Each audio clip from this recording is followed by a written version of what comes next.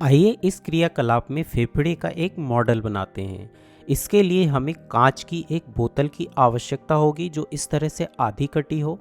एक जोड़ी स्ट्रॉ की भी आवश्यकता होगी जो आधी कटी हो। एक जोड़ी गुब्बारों की आवश्यकता होगी और इसके अलावा एक मोमबत्ती, एक टेप, एक कैंची और मोमबत्ती को जलाने के लिए लाइटर या माचिस की आवश्यकता होगी। हालांकि हमें एक और गुब्बारे की आवश्यकता होगी, लेकिन उसकी चर्चा हम बाद में करेंगे। चलिए तो हम फेफड़े का मॉडल बनाना शुरू करते हैं। इसके लिए हमें श्वास नली या ट्रैकिया और श्वसनी या ब्रोंकाई की आवश्यकता होगी। हमारे पास ये जो दो स्ट्रॉ हैं वे श्वास नली और श्वसनी की तरह काम करेंगे। यह ऊपरी भाग श्वास नली या ट्रैकिया की तरह काम करेगा और नीचे के ये दोनों सिरे श्वसनी या ब्रोंकाई की तरह काम करेंगे। तो सबसे पहले हम सेलो टेप से इन दोनों स्ट्रॉ को एक दूसरे के साथ लपेट देंगे ताकि वे श्वास नली की तरह काम करने लगें।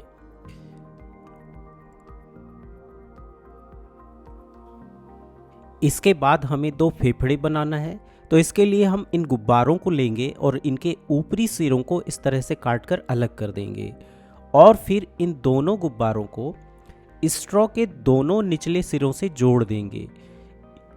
हम सेलो टेप से इन्हें अच्छी तरह चिपका देंगे जिससे ये स्ट्रॉ से अलग ना हो पाए।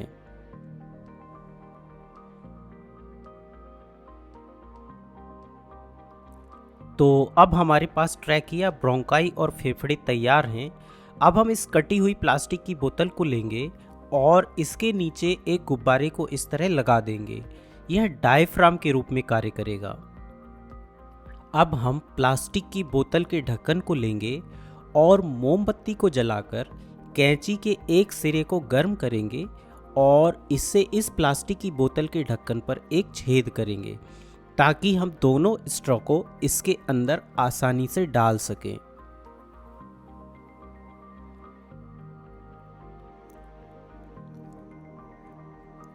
अब हम बोतल के ढक्कन में बने छेद से स्ट्रॉ को इस तरह अंदर डाल देंगे और स्ट्रॉ के निचले भाग को, जिसमें दोनों गुब्बारे जुड़े हैं, उसे हम इस तरह से बोतल के अंदर कर देंगे। इस प्रकार अब हमारे पास फेफड़ों का एक मॉडल तैयार हो गया है। अब जब हम बोतल के नीचे लगे गुब्बारे को बाहर की ओर खींचेंगे या छोड़ेंगे, तब आप ध्यान दीजिए कि क्या होता है। ध्यान दें कि बोतल के अंदर गुब्बारों का आकार कैसे बदल रहा है।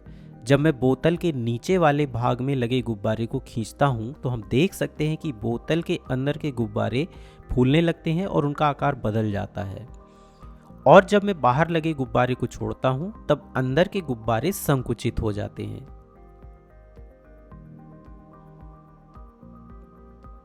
हमारे फेफड़े भी ठीक इसी तरह से कार्य करते हैं।